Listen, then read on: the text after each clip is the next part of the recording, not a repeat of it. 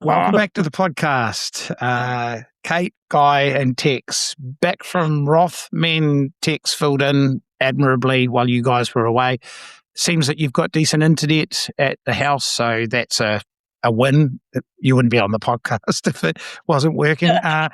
Early days. Still look at early days. Anything could happen. It has to last. It's got to last the whole podcast. I would say that Guy looks tired, but he always looks tired. Kate, the bags under the eyes. All right. Kate, how was it? It was very busy, but it's always fantastic. Like, it's just we get there a couple of days early, but that's early before the athletes arrive on the tour, on the Tri-Travel tour.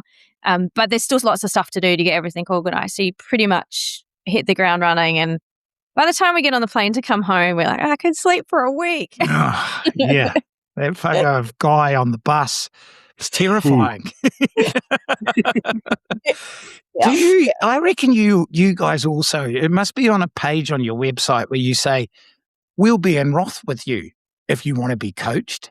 So how many GK endurance athletes were in Roth this year, Guy?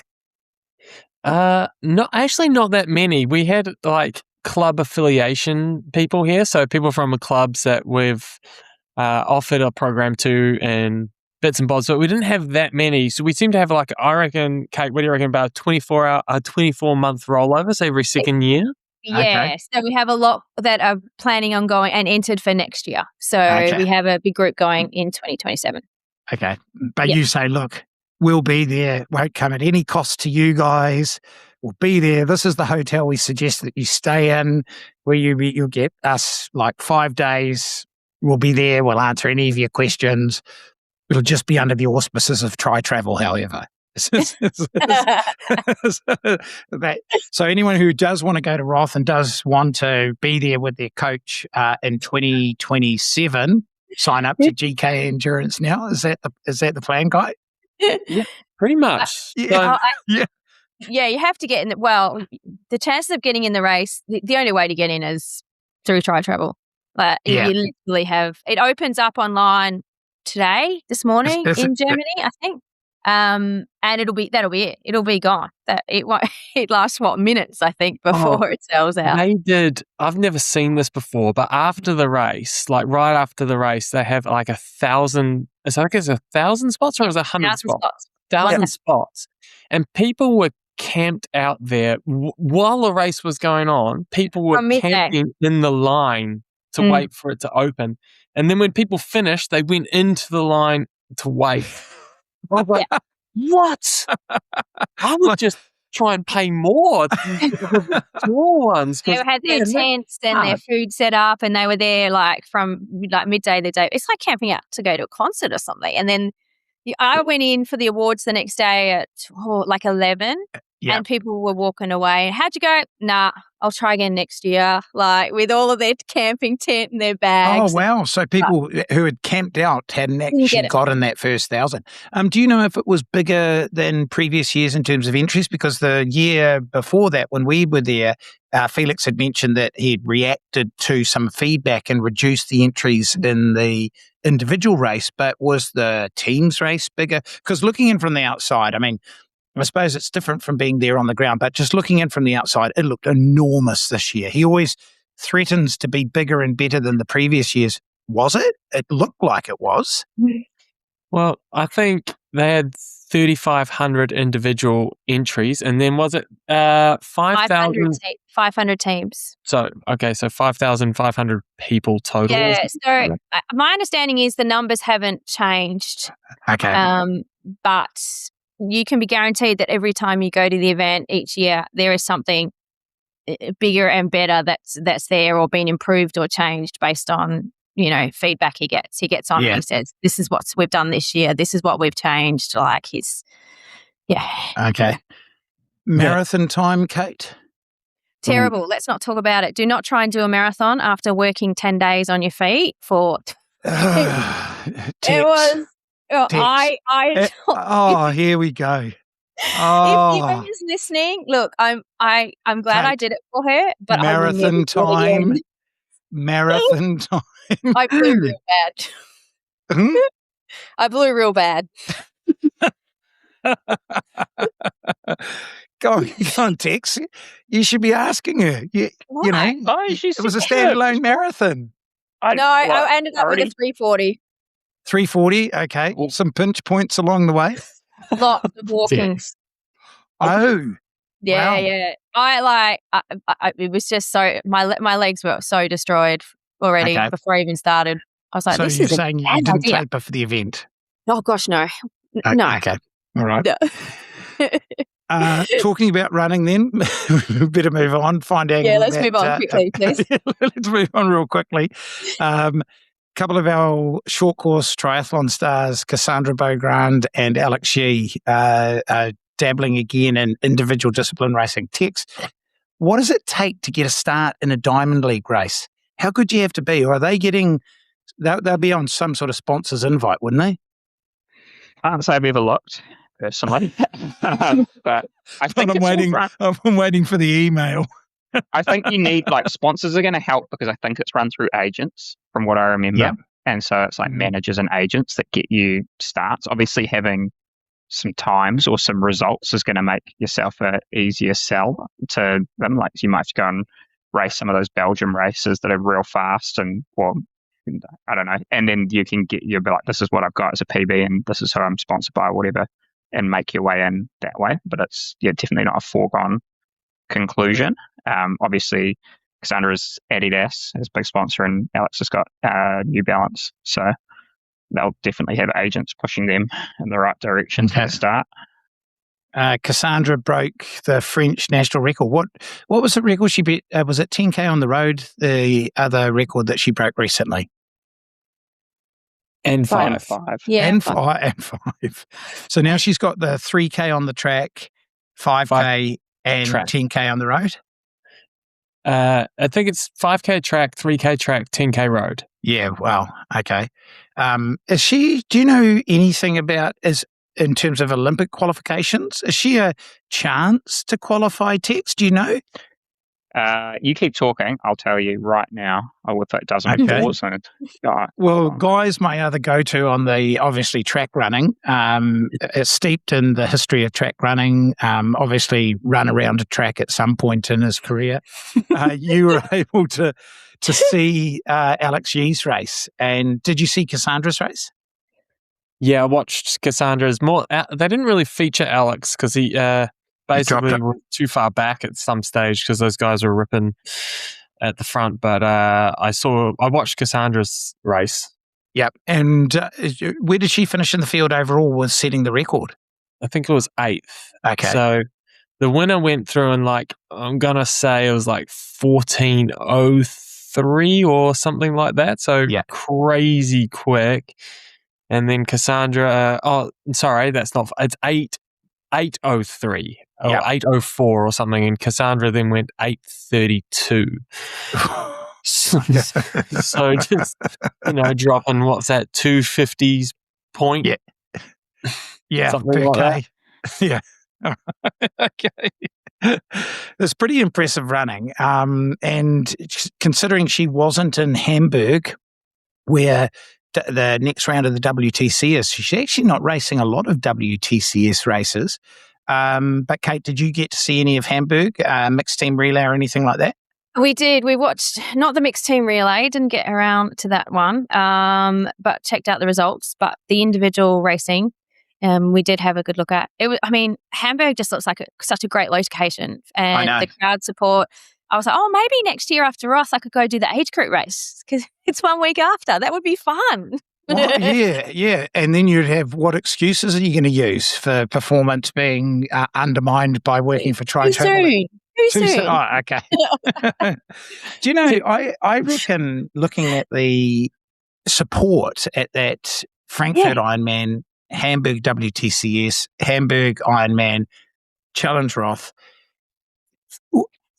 there's got to be something. Tex and I talked about this last week.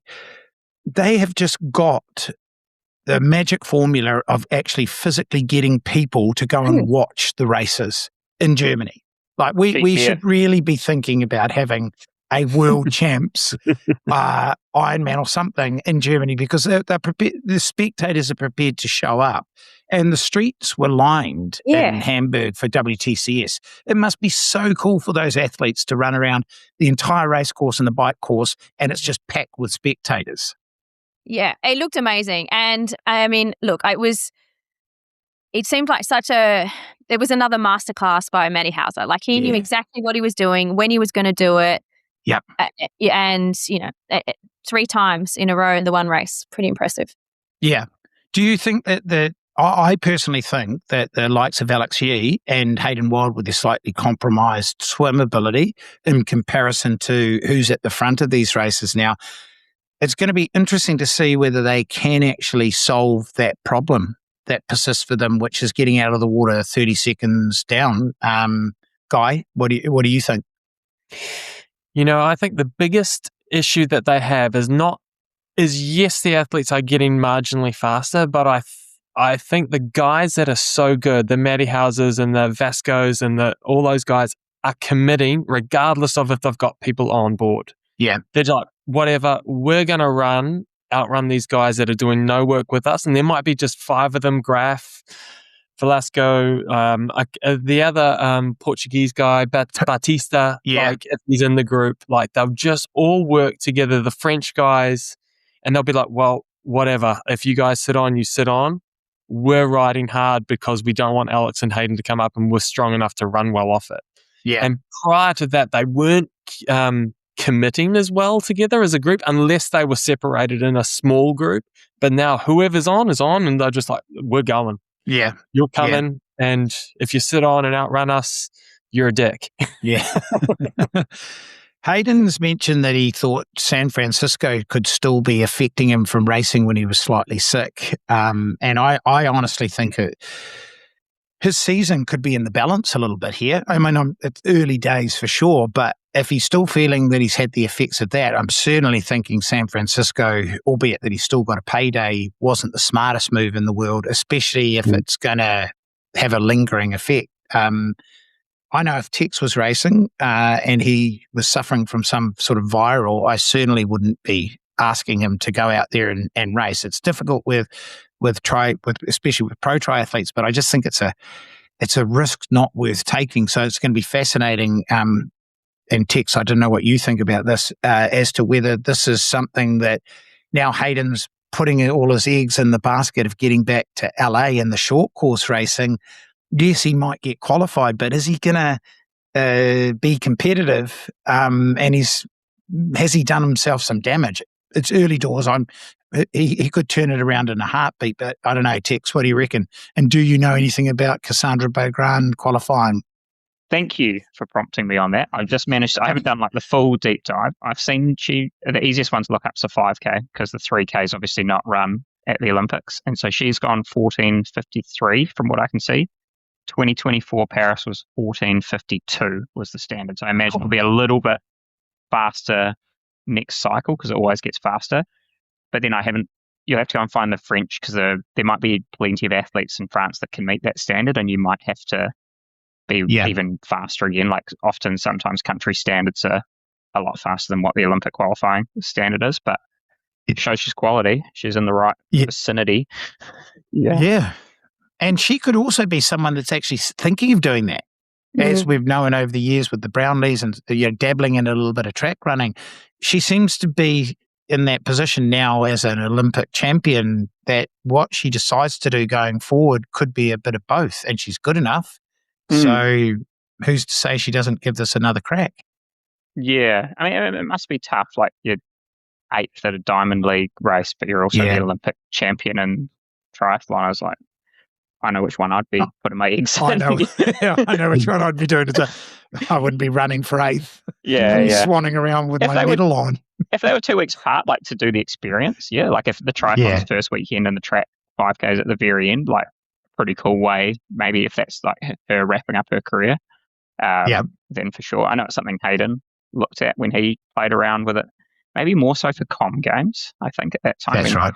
Because he had to run like 13:10, I think it was, to qualify. And maybe he went like 13:17 or so. I can't actually quite remember what he ran.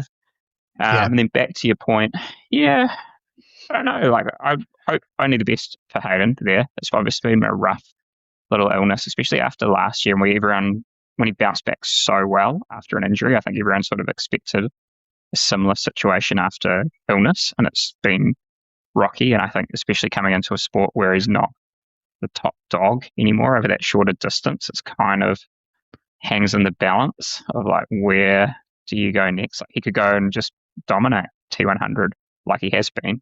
Yeah. Or does he want to still go to LA? And I think as a nation, we'd love to go and see him on TV at LA and do well.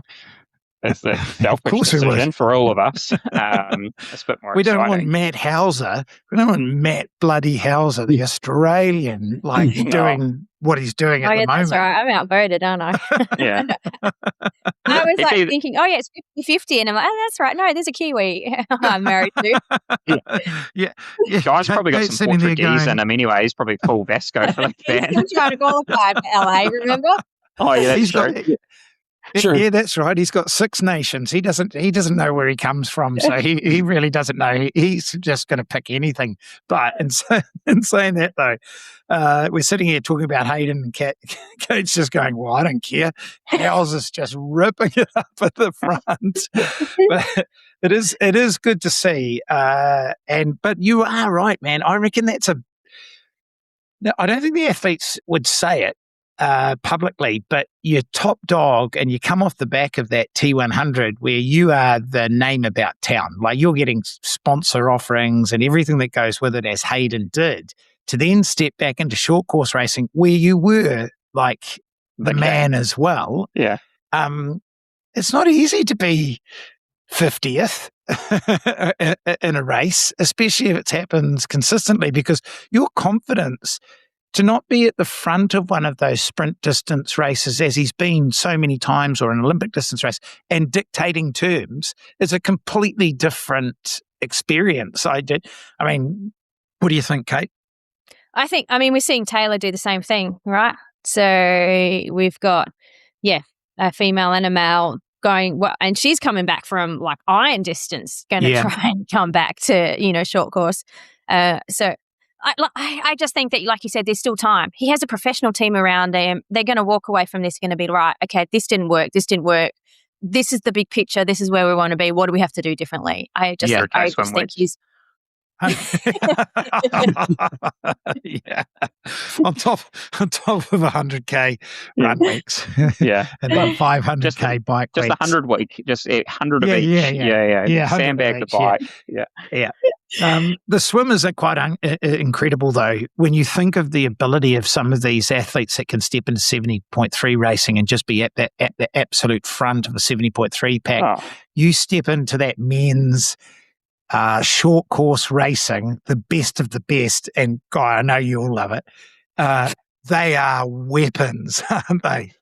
Mm-hmm. At everything. At everything. But back on the Hayden point, I reckon you need to choose his races, because if you take away he got a penalty in the weekend. If you minus 10 seconds off, his start and stop time would have added say 14 seconds, 2 seconds deaccelerating and then accelerating again. He was only like a handful of seconds off Matt Hauser's time if you take that into the account, and just the run portion. Yeah. His biking prowess is probably just as good. And then you're looking at 43 seconds lost in the swim over a sprint distance. You change that to an Olympic, you put a wetsuit on him because he swims better in a wetsuit, usually if he's not ill. Then we're like, you still have to bridge the gap, but it might not be as bad. And if you choose a hilly race like Chengdu or something, World Series, do you want to go and put your All Blacks jersey on as well? Could you be any more Kiwi? Yeah, that's true. A little bias there, but I'm saying it's not over. We need a domestic guy. Triathlon New Zealand, if you listen to this, I'm in. Hold on. What are the general TTs that they use? Is it an 800 or a 400? Don't you have to go for 4 minutes flat in the 400? What's your current 400 time? Ooh, I might be able to break 5 minutes. I reckon I think off a dive, I reckon I can go under 5. Wetsuited? No wetsuit needed, but no wetsuit needed. Come on, man. Fins and paddles, though. All right. And paddles, yeah. Pulling pads. But I won't be doing any biking after it. And the women's race, Leonie Perriot, she had a WTCS victory. I'm not sure if she actually has or hasn't, or has it been like 6 years in the making? She's won before. She's won before. Okay. X is good at the last time I did this, I messed up the whole system. We had to reboot it. So Leonie Perriot WTCS wins. Yeah. Okay, Tex. You're on the research at the moment. I'm pretty sure she's amateur hour around here, really. It's amateur hour. But do you know what's happening in the female race as well? The quality runners, and it's almost interchangeable at the moment, depending on who's just either tapered that a little bit better.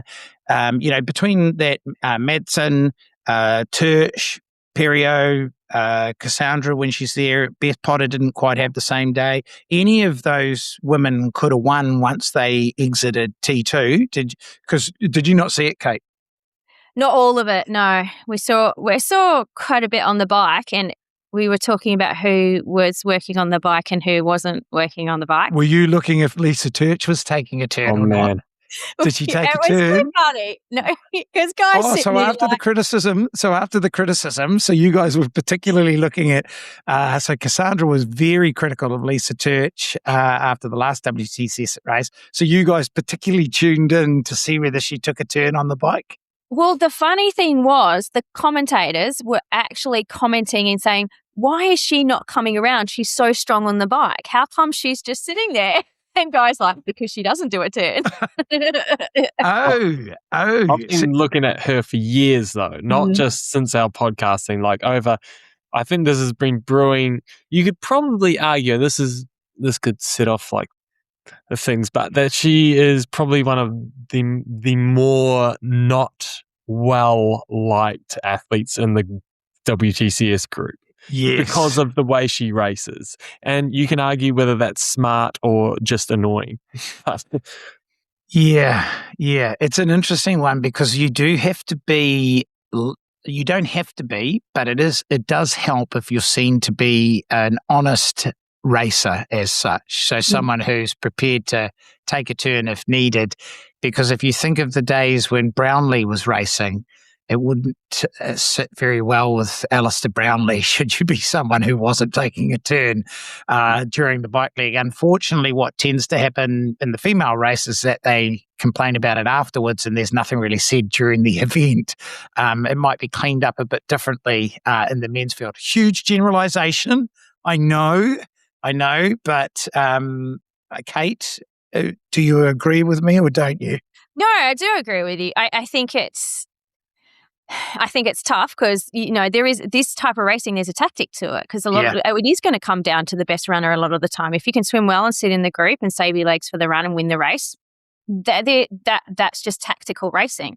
But if you're doing it all the time and everyone else is rolling through and you're not, I think that's going to not sit well with athletes, for sure. Yeah, I saw a lot of that in Gunsan when they last had a full distance Ironman. I saw Jack and Guy, I wouldn't say working together.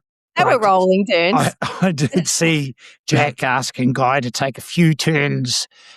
He rolled up alongside Jack and said, "That's not going to happen," and then resumed his position behind Jack. I think Jack can attest to this. I rolled one turn and Jack's 180 days. Background me. He said something. He said, "Oh, that is just not fast enough," or something along those lines. He's just like, "Oh, thanks, no." Don't bother. He's like, "Just stay on, bud." Just down the back. All right, Tex, have you been able to work out whether we have a previous victory for Leonie Perriot? I mean, you guys should be embarrassed. We should really just do this whole segment again. She won last year. Yeah, that's what I said. I said, I think she's won Hamburg before. Oh, there you go. Well, you didn't say it loud enough, did you? Yeah. We could have saved ourselves from... I didn't have any she might have. we won. Yeah. And she's won Yokohama 2024. Perio's like a regular winner on the WTCS circuit, so that's the position that I'd actually take. But she is one of those runners, and so I apologise to her. I'm sure she's listening. That there's that handful at the moment that really it looks to me as it's just who's that 1 or 2% sharper when they just get off the bike, because she is a fantastic runner. But a couple of weeks previous, she'd been dropped from the group. So there's a few of them that once they get off the bike, they just separate themselves, much like in the men's race. But there's almost this rotating of cast of female athletes who could take that victory at any one time. And she was impressive because she sort of just eased away off the front with Lisa Tertsch by only about like 20 or 30 meters or something like that, and just held it there over the 5Ks. But then when she went, Lisa Tertsch didn't have any answers for it. And Tex, do you remember what? She ran a half, didn't she, Perio? Didn't she like go like a 10? Yeah. Get onto your app again. Like, what, Tex? He's the data guy today. He's the data guy. But I'm pretty sure she ran a really rapid half marathon fresh this year as well. And everyone knows that she's a pretty decent runner. So of the race, 109.25 she never really at Berlin. 109.25. That's handy, isn't it? It would put you close to the front of a few races, I imagine. Yeah. in the men's off the 70.3 field, yeah. In the men's field. Okay, fair enough. Yeah, so she is a quality winner and a regular winner on the circuit, as I remembered, obviously. Yeah, obviously. She's the only female athlete to outrun Cassandre Beaugrand when Beaugrand has finished. So she's the only one to beat Cassandre when Cassandre has finished a race in the last 30 races or something. Can I just hold it here? I'm going to take some blame for this because I've got all the information through to you quite late. Why are we asking Tex all this information when you seem to be some form of like encyclopedic library of short course racing? Why have I thrown Tex under the bus about 3 times now when you probably knew the answer? No, I didn't know though. 109. All the things that Tex has checked, I did not know. So we had no run sheet today, and I thought we were going to talk about football. And so, I've been through an absolute bloody wobbly, and I just thought we were going to sing "It's Coming Home" for like an hour straight and celebrate in Grant. But here we are talking about triathlon. Waste of time. Okay, well, let's go back to triathlon then. The mixed team relay. First 4 teams apparently won by a mile. Didn't get to see it. But what I didn't realise at the time, again, much like Leonie's CV for race history, that it was the World Championship for mixed team relay. I didn't know that beforehand. Please tell me that there are others in this group that also didn't know it was the World Championship. I knew this.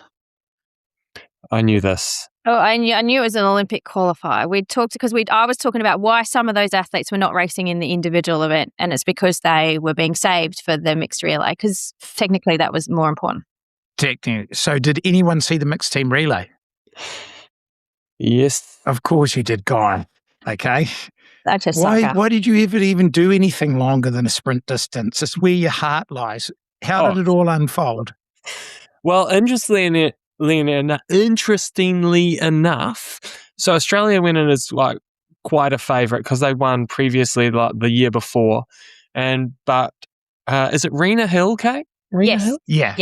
Rena Hill came out in the lead group, and then soon afterwards she was just gone from the list. So automatically Hauser, Luke William, and who was the second Aussie girl? Tara. Yep. Sosinski, yeah, they're out. So no chance of them getting that Olympic qualifying spot in the mixed team relay, and obviously 4 spots in the individual. So that was a bit disappointing for them and the nation. But then Epic Battle is a very exciting race. So if you haven't watched it, go and watch it because you get to see some epic battles. A little disappointing for New Zealand. We had Brea Roderick, and she was good till she got off the bike, but she lost about 56 seconds on the first run, and it pretty much put NZ out. So they were like, see ya. And then it was a French, Germany, USA, Great Britain, I believe, 4-up battle. And then the Germans got dropped. Sorry, I'm missing a nation here. Hungary. Yes, Hungary, because they finished second, didn't they, Hungary? Yeah. Amazing race by them. And they would be, if they managed to win, that would have been huge for them because automatic spots, but obviously just missed out. But you watched the highlights or you saw the overall results? I saw the overall results. I didn't see I will be watching the highlights now that you've given me such a great account of how the race unfolded. Yeah, well, it is worth it because it's a good battle between those four nations, and it comes down to the last run. They're all off the bike together. Morgan Pearson had a shocking T2. He couldn't get his shoes on, both his heels. He basically ran out with only his toes in his shoes, and then left both his heels on. Game over. And he's coming back from T100. He didn't look like he had the run speed anyway. Conway from Britain. He got shelled after one lap of the run. It was 2 laps of roughly about 800 meters. And then it came down to a 2-up, and Dorian Connox, just classic, got such a good kick. Outkicked Lehman. Forgotten his other name. Chongzhu Lehman, isn't it? Yeah. Said with more, not a Hungarian accent, but in the last 200 meters, he did a classic Dorian Connox and just dropped the hammer. Although he was off the front on the bike for almost the entire ride by 50 meters. He managed to get a small gap. They caught him. So you'd think that all his pennies were spent, but just so good over that distance and just coming from that French background of racing week in, week out since he was a fetus. So It is good to see how much they enjoy that style of racing. It could be the future, and it's why I miss Super League so much. Is because I think those races are unpredictable and made for TV. So I will be going back and watching the highlights. I'm not sure I'll go back and watch the highlights of the Pro Ironman series. I'm not sure after Mika Noodt crashed on the bike, and I think India Lee crashed on the bike as well, whilst both being in the lead of that race. So she finished at the end, but I think just towards the end she had a bike crash as well. Tex, you've done Swansea before, and you liked it, and for good reasons, but it's a pretty mixed surface and technical bike ride, isn't it? Yeah, we were on the old course as well, which was even more technical. We used a little link road that was, I know there's one bit because Georgia was watching, because Georgia didn't come to watch that race. She goes, you did not ride on that, because it was the typical English country lane with the massive hedgerows. You can't see anything. It might as well be a single lane. But we'd gone almost on a goat, what do you even call it? A bridle path for one to link lap 1 and 2. But even you're going down the hills, and when the cows were all on the road, I remember that because we had 2 bulls locking horns in the middle of the road. And it's it's the fastest part of the course, and you're going 80k an hour down this hill, and there's 2 cows in front of you, and they're well, shit, what am I gonna do? And in that group, which was Harry Palmer's group and stuff, I can't remember if it was Kieran Linder's, one of them, he stayed completely pinned in aero and slotted between the cows. I was that is so ballsy to just try and slot the gap with cows everywhere. Everyone else was base bar, apply the brakes, and just sort of weave through the calves and the cows. But it is classic. It's all open farm. Sheep are just roaming free, horses, cows. There's no fences anywhere. It's absolute carnage. Are you prepared to divulge how the run unfolded for you in Swansea? It was probably the worst run of my entire life. The lights actually went out, which was pretty cool, to be honest, but sucked at the time because it cost me qualifying for Taupo on my first sort of crack at it for 70.3 Worlds. I had to do the full Bambi lean forward just to get across it, because everything was gone. And so it was just relying on gravity for the last few hundred meters as I'd kind of consolidated. I think I was almost in the lead. I was just closing on Andrew Horsfall Turner, who everyone was going to catch because he was running a lot slower. And then Antonio Benito caught me. And then who else caught me? Dieter Conhier caught me as well. In the dying moments of the race, like 400 meters from the line. I did beat Harry Palmer, though, who's gone on to win it 3 times. So I'll take that. Yes. Yeah. He crashed behind me, actually, that day, as we were going down before you hit the waterfront, because it was like, it's quite fast. And he ran the corner wide. Yeah.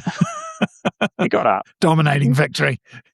DNF'd. Well, he was on, he was like Guy. He was tucked behind. Him and Antonio were both sort of had my number. Like, yeah. I must admit, I did watch that coverage of that race, and when Tex came round the corner to the finishing straight, he was wobbly, to say the least, and he was bouncing off the hoardings almost just to keep himself straight as he went. He'd actually physically bonked, and we'll talk a bit about nutrition later in the podcast. I didn't know you don't typically get that in half Ironmans, but he certainly was short of a couple of raisins at some point in the run, so it did make for entertaining viewing.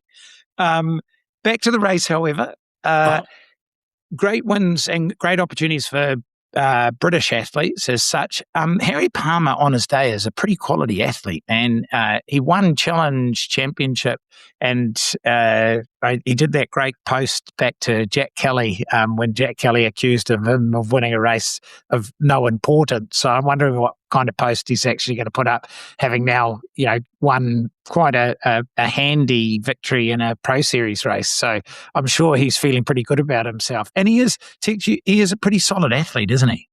Oh yeah, was he 5th at 70.3 Worlds when it was in New Zealand? He was a top 10. 5th or 7th? Sure. I can't remember. It was Guy, top 10. Get on the results sheet for total 70.3 Worlds. Really nice guy. And he's not from far away. He generally trains in Bath with Leon Chevalier. And just quality across the board, and been grinding away, and good on him for getting a result. And as you say, lots of British athletes, like Josh Lewis in there as well, who was sort of drilling it for the first half of the bike, and then it's one of those courses that can eat you up and spit you out, that bike course, and got to save a few pennies for the run, because it is flat. Like it's almost like running down like a waterfront, but for some reason, as I can tell you,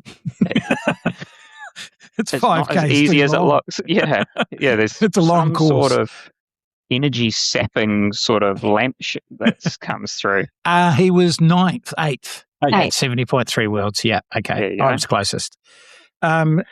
Kate, did you get to see any of the female race? Was the Pro Ironman series on your agenda across the course of the weekend? No, I just saw Lizzie Rayner won and had a look at the results. Didn't realise India Lee had crashed, so I was surprised to see her down the list, but that explains now why she was down there. So a big result for her. It was her first Pro Series victory. She's had a few 70.3 wins, but that was her first, winning a Pro Series is a big deal these days, because there's no easy field anymore. Yeah, it's interesting that they've kept Swansea as a 70.3. I think they feel they want a touch point in the UK for sure for the Pro Ironman series, but I think there's going to be a few questions asked about the safety of the bike course. Those country lanes. For years now. I remember watching the coverage on TV thinking, man, don't send a motorcycle down behind those athletes, especially a moto with a camera on it. And they tend to. So it'll be interesting to see after a couple of bike crashes whether it stays on the circuit, as we well know, because athlete safety first. And I think there's a few external factors. And Mika Noodt, he's not raced a lot this year, I think, with the change in the T100 series. So you definitely don't want to see someone's sort of whole season taken away from them when they may have been in a pretty dominating position on the bike. I don't quite know what happened, but I saw the photos of him afterwards. He took a bit of skin off. Do you know what happened, Guy? He ambulance was coming up like head on on his lane, because there was two-way traffic for the bikes, and so he came around a corner. He reckons at about 70k an hour going downhill, and lo and behold, he comes around because there's hedgerows everywhere, so you haven't got a good line of sight. Ambulance, and he goes, "Crikey, I'm about to have a head-on with an ambulance," which would be quite ironic. So binned it and clipped the ambulance on the way through, like they gave a dent to the ambulance on the side panel, and then clipped his hip and went off into the hedgerow. and then just got all bloodied up. And that's the video you've seen of him, and as he explains it. But and it's so. Hard Do we know? Do we know if this is a who's at fault?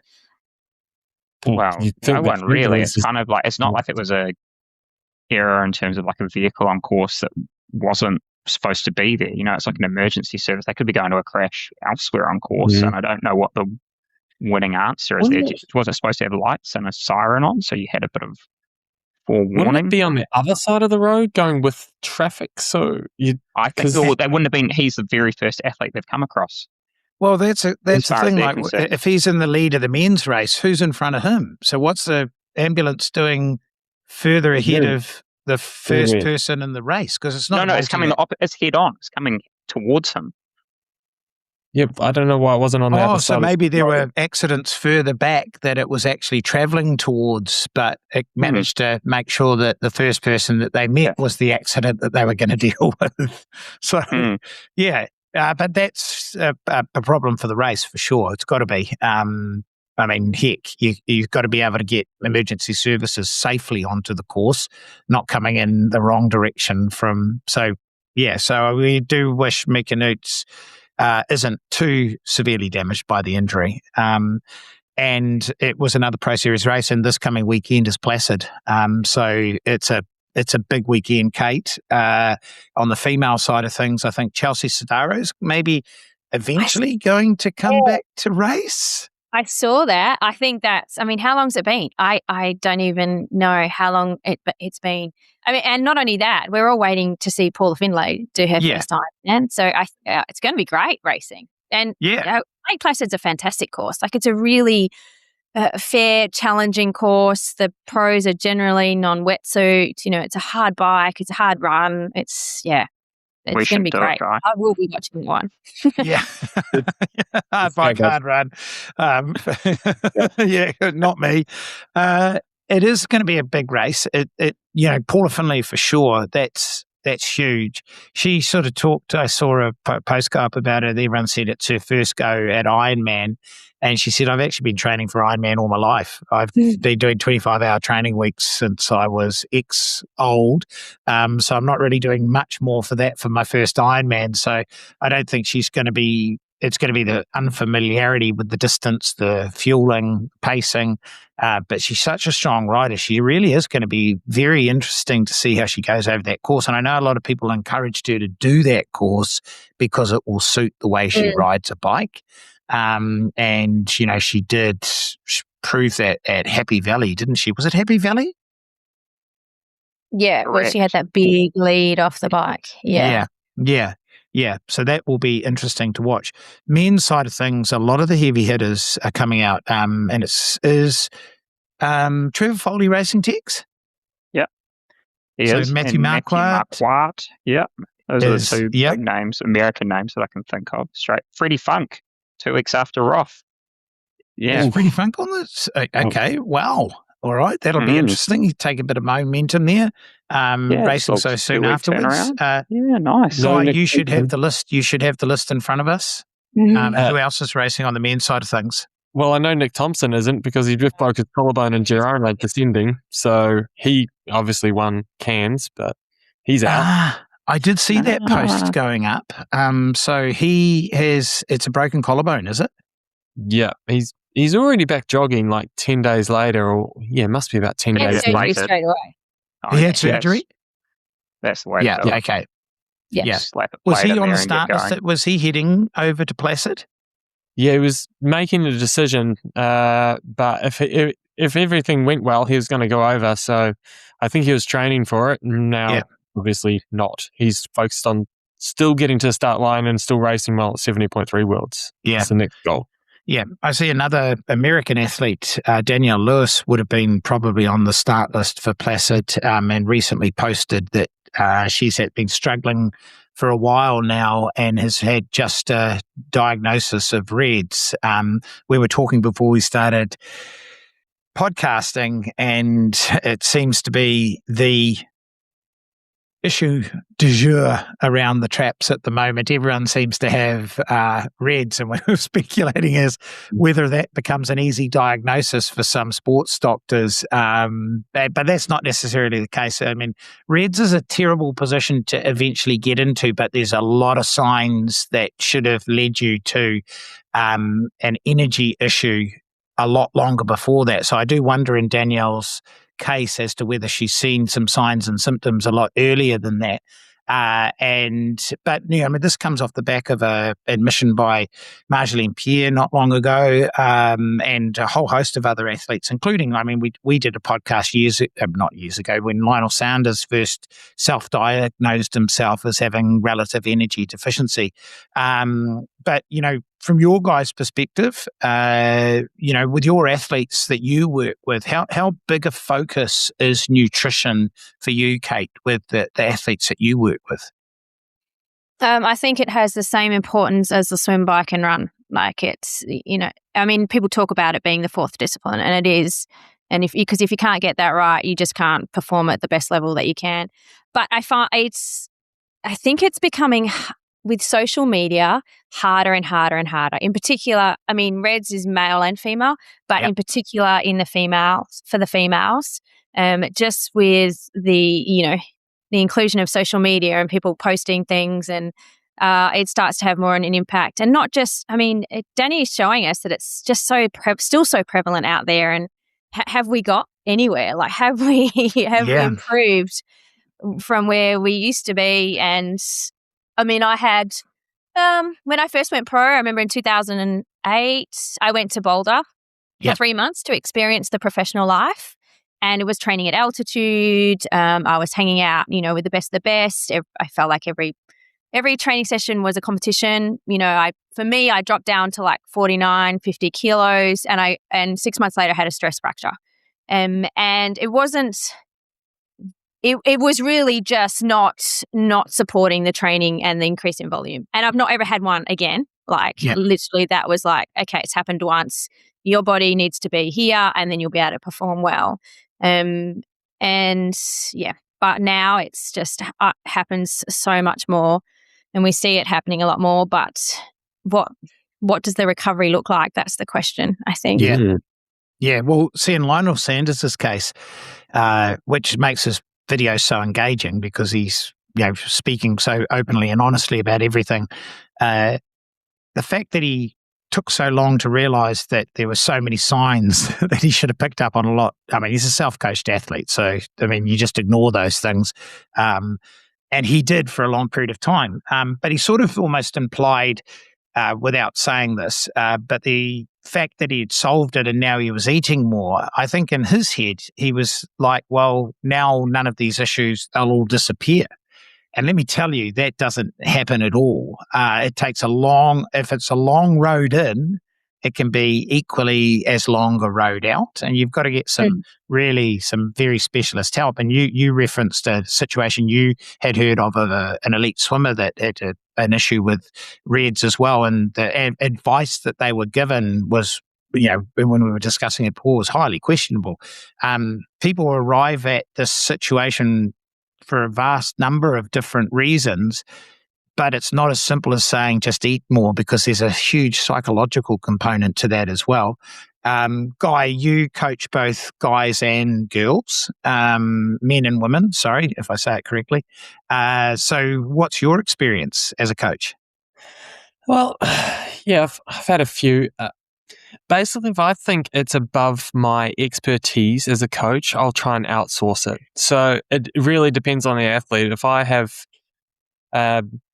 young female, middle-aged female, it doesn't really matter. I'll outsource them to someone who's specializes in this area, whether that could be a combination of people. So usually a nutritionist, dietitian type person, and then if they need other psych, then it could be a sports psych or someone like that to help me deal with it. But if it's someone I think I can handle, then I try to handle the situation myself with, not just more eating like you just said, but it's like more sleep, more recovery. What's your pattern of your week look like? When do you start your day? When do you go to sleep? How much sleep are you getting? Let's buy a Whoop. Let's look at like things that we can control And then we go from there. For most of my athletes, though, it's not been too much of a problem, probably because we try to put these things in place before they rear their head. Yeah. Yes, I had a few cases where I'm like, oh, we need to outsource this before it's a problem because. Tex, you've had experience in both elite running and triathlon, and you sort of have said to me a number of times that even in elite running, they're still playing catch up. That triathlon is probably even ahead from an interest and an investment in understanding nutrition. Because you've seen what power to weight means for elite runners, haven't you? Oh, it's terrible, eh? It's like, it's kind of amateur hour, like just what you see out there, which is hard to watch at times when someone's clearly got so much talent, and then you're like, they're just gobsmacked that you're sitting down and eating as much as you are, or trying to recover as hard as you are. Eating. Well, not like that, like you'd be going away for an event or something, you're like for a running trip, and they'd be like, whoa, like you're eating all that, and you're like, yeah, because I'm hungry, which means I'm hungry. Like, that's what you need to do. And they're like rationing food accordingly because they're trying to be light and lean for running. Or the minute someone says, oh, I'm not quite at race weight yet, like, full alarm. There's no such thing. It's the minute the word race weight is thrown at anywhere in a conversation, it's like, I'm actually out of here. Like, I've completely stopped listening. I don't care anymore. Yeah. Which is it's brutal, but it's like, it's the truth of it. And I get it, like, I am quite lean, but I've never thought I need to be lean or I need to be. It's just like, what is what it is. Like, you've said to me, like, oh, do you want a scale or something for home? I'm like, nah, I don't care. It's not important. I have never said, do you want a scale at home? I'll put that out there now. Only for fear of him losing weight, not for him measuring weight. You said, have you got a scale? Whatever, yeah. Anywho. Let's just say I know of some situations with some athletes where that has been mentioned recently, and it's ended up in a lawsuit almost. So when we talk about that, we're talking about whether we can make sure that he doesn't lose any weight, that he's eating enough. So it's certainly not about power to weight. Do you want a funny / embarrassing story for the podcast to lighten the mood? Here we go. So I went last week to the chiropractor for the first time, which I told you about, and they sent me off for an x-ray. And so I go in for this x-ray for like the full spinal column, and the lady, it was quite weird. She was very chatty. Usually the x-ray people are quite deadpan. She's got the front on x-ray thing, and she goes, did you have a big breakfast this morning? Like, what did you have? And I was like, sorry, what? And I was like, surely, I said, you can't see my breakfast through the x-ray. And then she goes, oh no, I can just tell that you've had a really big breakfast. This is 10 a.m. and I had breakfast at like 5 on the way to swimming. It's been 5 hours. And she goes, no, I can just see how much gas is built up in there. So you must have had a really big breakfast. And I was like, oh, thanks. Like, I was on my third curry night that week. But having lived in Texas company for long periods of my life, there is a lot of gas. There is, and the fact that it can show up on an X-ray illustrates how much. Here, I was like, oh, she can see a bowl of oats like on an X-ray. She goes, oh, he's eating good, but oh no, that's Fruit Loops. But did you ask her, do you have a toilet readily available, like immediately? The mere fact that you had to go for an X-ray. The mere fact that you went for an X-ray and probably had to stop farting for half an hour would have been a challenge. Oh, no. Safe company. Yeah. Okay, Kate, I want to actually ask you, over your professional career, I would suspect that when you're talking about that boulder phase, nutrition wasn't even talked about way back then. Like, I bet you it was more, it wasn't even a factor. I mean, race day nutrition, sure, but even then it was probably nothing as what where we're at now. But in terms of fueling for the work and training that you were doing, how much did that change over your professional career, the awareness of it? So much, and that was just a big, massive learning curve for me. I think the other problem was too that, I I lost a lot of weight due to being at altitude and due to being high volume of training. But I was running extremely well. Yeah. But it wasn't sustainable. Like I had a couple of good races and then got a stress fracture and then couldn't go to Kona that year due to the stress fracture. And so it was a sacral stress fracture. Yeah, sacral are always a nutrition. Well, sorry, I'm no doctor. It's highly likely that it's an energy in and energy out issue when it becomes sacral. Yeah. So it was. I'm going to say it was an easy fix. Because I pretty much was like, I knew the issue straight away. Did you get good support around it? Did they know? And back then, because I mean, we're going back into the dark ages at the beginning of your career. Yeah, this was like 2006. Not there. Was there even an X-ray? How did they tell? Lobotomy. Do you know, it took a while to diagnose. So originally we thought it was a upper hamstring issue, or so it did take a while to get to the actual diagnosis of what it was. And then once it was there, back then it was like complete rest, don't do anything. But did anyone try to connect the dots for you? That's the question I want to know. I was lucky. I had great support here in Perth, but then I still went over to Boise and I ended up working with Jeff Schultz, he's a sports doctor. He's also been the US sports doctor for their Paralympic team. And he was way in front of his time. He was very forward thinking. And in terms of dealing not just with the physical, but the psychological as well. So he would allow me to go out and do what was called the Japanese shuffle. So I was actually like sort of allowed to jog.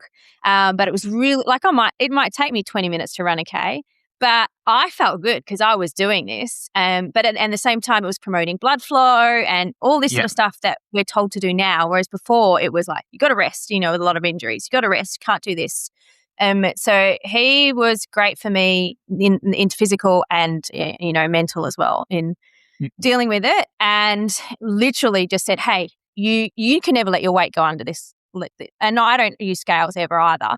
But if you're ever concerned, you cannot, you can't go under, 52, 53 kilos. Don't ever let that happen.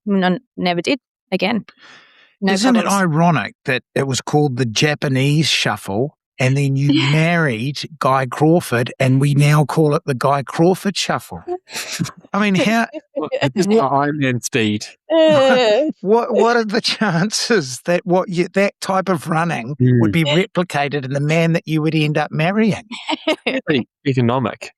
Yeah, that's right. They can do it for a long time, days. Now, like Guy, my marathons off the bike. Now, days. Guy, you've got a different phenotype than the rest of us. So you are classically ectomorphic. Ectomorphic. Explain does anyone know what that is? Yes, I do. He's not a mesomorph. He's not an endomorph. I'm a mesomorph. Thank you very much. See, I know I'm only having coaching conversations with Kate. I know that's the only one that understands it. But so generally tall, probably predisposition to being quite lean. Would you be normally quite lean whether you exercised a lot or not? Yeah. But I burn a lot of energy just being me. It's just the brain. It still is. Just everything that's going on. Okay. Have you always been sort of a guy that's, have you ever put on weight? What's the heaviest you've been in relation to what you do when you race? Funnily enough, right now I'm the second or the heaviest I've been in probably my life, and I'm about 80 kilos. Yep. That's because of all the German beers I've been drinking. But I remain, I don't know if it's lucky or not. It'll probably come back to haunt me later. Like, look at me. I'm wearing a jumper, but I still look skinny and rail thin and borderline unhealthy. But I'm quite heavy for me. But you're 6 foot. What are you? Well, before my spine started compressing, I was going to jump in. Here we go, like Kate's marathon excuses. When I've got a full afro, I got the 6'5", 6'5", but maybe 6'3". I was 6'3". I'm 6'2". Oh, compression. Spine compression. Okay, spine compression from the Japanese shuffle. But you are one of the lucky people out there, and Tex is probably one as well. Metabolically, it's difficult to put on weight. That's not the same for a lot of the age groupers that we're coaching, because I'm sure a lot of people who start triathlon do it because they want to actually improve their body composition. I'm sure, Guy, that's something you got to keep an eye out for, isn't it? And people that are trying to train whilst trying to diet in the same breath. Well, should we go down the route of like the fat burning phases? Because that lasted like a decade. I mean, there's been whole I don't even know. That's a whole nother podcast, man. That's going to take a long time to go through. But I've even tried that myself, like no fuel for ages. Actually, Terenzo Bozzoni, probably won't mind me saying he did that, but he was a Plus athlete for a while, so it was very popular with Plus there for a bit. And I'm not saying that's bad or good, because Plus is a very smart man, a lot smarter than I am. But he raced really well off it, which is probably bad. But there's a whole host of things. And I've tried that. I went and got my metabolism tested, so my fat metabolism tested, and apparently I was shockingly bad off the scales. I didn't burn any fat at all. People are like, you must burn fat, you're so lean. I'm like, no, that's not the way it works, bud. I'm just all sugar all the time. Which would mean that you would need to continue to have quite a bit of carbohydrate in your diet now, not beer, not German beer, but in your general diet, you'd eat a lot of carbs normally? Yeah. I bonk on just every day. I can be sitting on my desk and I bonk. Like, no joke. I'm like, I don't feel good. I'm getting dizzy. I'm like, do I have diabetes? No, you just like need to eat a lot more than I guess most people. Okay. And Tex, you're another high carb athlete, and you're the same. Like, I think one of the things for you is that what's the heaviest you've ever been? It would have been beer drinking days for sure. Nah, I've stayed the same weight since my first or second year of uni. I think I've been 65 just the entire time. It'll go as low as 63 and maybe as high as 66, 67, but that could be if we do a lab test in the afternoon or the morning. There's got like this internal filtration system. It's quite amazing that sort of just sorts it all out, apparently. Yeah, just makes it into gas. Then next minute that evening, X-ray it's lady all gone. tells you. Yeah. But I don't know, when we tested in the lab, it's been like we did it with Jeff not that long ago. I still burn pretty well fat. It's just that we ride at a power for Ironman racing and 70.3 racing that's so much higher than we used to, where you don't really have an option anymore. If you want to race well, you're going to burn a lot of carbs. So you better eat a lot of carbs. Yeah. You know, we were burning 180 grams an hour. No, it was 180 grams an hour at Ironman pace. So it's like, good luck trying to eat that. It's your body. Yeah. Well, I would actually like Guy to go and source this metabolic efficiency test that he's done, and we can maybe have a chat about it next week. And mine. Oh, perfect. Actually, that may be of interest because two people, same weight, same VO2, same lactate thresholds, can have completely different metabolic profiles. Some might bonk in the middle of the day just working on the computer, and some might do it after they've got through their entire Ironman, but it does matter. So it is something that people can look into for sure. And plenty of sports science facilities and universities around the world can actually help you understand what your rate of carbohydrate and fat metabolism actually is. And even though Jack is a very high carbohydrate eater, he also trains in a fashion that keeps insulin low, which, allows you to still build good fat burning capacity. Kate, are you a high carb athlete? Yes. Is that it? That all we're going to get? And then I'll embarrass you by saying, what's the heaviest you've been, Kate? No, I'm not embarrassed by that. I don't. Okay. How many carbs did you have for that marathon in 3 hours 40? Did you bonk? Yeah, I'd been up since 4 a.m. and we'd taken 500 athletes to the swim start. We'd done the swim start. Oh, what my food did you God. take? Guy, what was she like when she had a bad race? I took 60 grams an hour, I think. 60 grams an hour? Oh, that's 2 gels an hour. Yeah, I was just going to say, back in the day, it would have been... For... Yeah, back in the day, it would have been 60 grams, 2 gels for the 3 hours and 40 minutes. What was probably about 60 kilos, I think. Yeah. It's the heaviest? 2004 and 5. Yeah, I went to Vancouver and I was on a teacher exchange. So I was at a high school teaching in Vancouver. That's right. I had some time off from triathlon, and halfway through that decided I wanted to get back into it. So yeah, during that time was probably, okay, where I got to. All right. Well, it's good to hear that you guys are across or aware of what you've got to look out for in the age group population, because I've done an interview with a couple of researchers, and in one paper that we're going to talk about on the podcast, possibly next week, is a study that's recently been done here in New Zealand on amateur age group triathletes. And I think you'd be maybe not surprised, but the percentage of athletes in the cohort in this study that were underfueling in a way that would end up in either low energy availability on the way to reds was 41% of the cohort of the athletes that were in the study.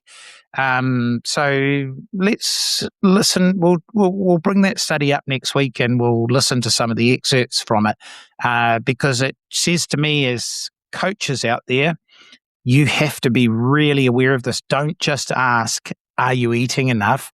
You have to get into the weeds a little bit on this and find some way of measuring for a week or so as to what people are eating, because appetite, and I think Brad Beer's just done this from the Physical Performance Show. He's done a series of podcasts on bone stress injuries, and I don't want to misquote him, but he said the moment you exceed 12 hours a week, the rate of injury risk goes through the roof, because most amateur athletes won't know how much they're under eating once you go past about 12 hours of exercise per week. Appetite will not lead you to fueling correctly. So maybe we'll save that conversation when I get you guys to have a listen to the interview for next week. But on that note, I need to go and have some fish pie for dinner. You guys are about to do some fasted training. Yeah, I'm going for a ride. One more thing. One more. I had a gentleman in Roth say that he has gone back and listened to every single one of your podcasts. He said he started from the beginning and went all the way through. Nathan, this is a shout out for you, because he listens to every single one. I didn't forget, bud, and that you mentioned. And maybe Bevan can do something for you at some stage. He can rig a draw, because where's Nathan from? Australia. I'll find out. I'll get. I'll give you Nathan details at some point. Yeah, it's nice, Shearer. If it was Nathan Shearer, I would have known. Well, Nathan, awesome. That's fantastic to hear. And given the fact that he was prepared to admit that and still be listening since you guys have been on the podcast, I think that's more of a miracle. Yeah, he said I've really brought it down a bit. He's like, if you were mute, it would be good. But the problem is now you're about to announce Nathan's a GK endurance athlete now. He's coming to Roth 2027. He's already been. He doesn't need to join. He's like, no, I'm good, bud. I'm good. Okay, well, that's awesome. And I always welcome people coming up and telling any of us that they listen to the podcast, because once we send this thing out into the ether, we have no idea where it ends up. And it's just nice that it ends up in some motivated triathlete's ears. So, right, team, on that note, as I say, I'll go and have dinner. Tex, you've eaten, haven't you? Yeah, There's no way I was actually just thinking podcast. Next week, like, when England win, I should say when, we should just do this as a football show next week. And just football, regale, because there'll be Monday morning, and then we'll just be like, we'll just celebrate, we'll sing all the chants. Yeah, and we'll just we could drink. Maybe we just drink through the show. Oh, Guy will be keen as. He will be keen. We'll just replay it in the background and just go, wow, that is something, you know? All right. Well, just on that note, I will keep this other interview about the eating study there just in case England don't win. Just in case. All right. Okay, team, catch up with you next week. Hey, Yeah. Bye.